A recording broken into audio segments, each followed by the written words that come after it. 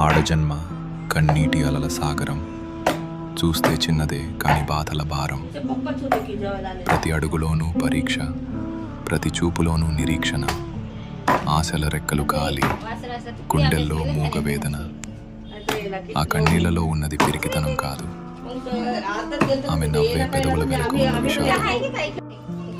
లోపల ఎన్ని గాయాలైనా బయటపడనీయదు, గతం ఎన్ని చీకట్లను తెచ్చినా తలెత్తుకు బతుకుతుంది. తన కన్నీరు అణువణువున ఒక కథ.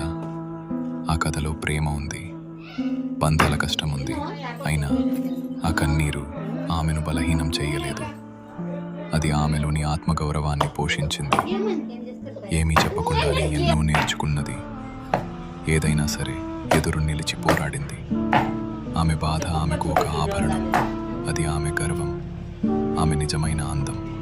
ఇది ఒక ఆడపిల్ల కన్నీరు.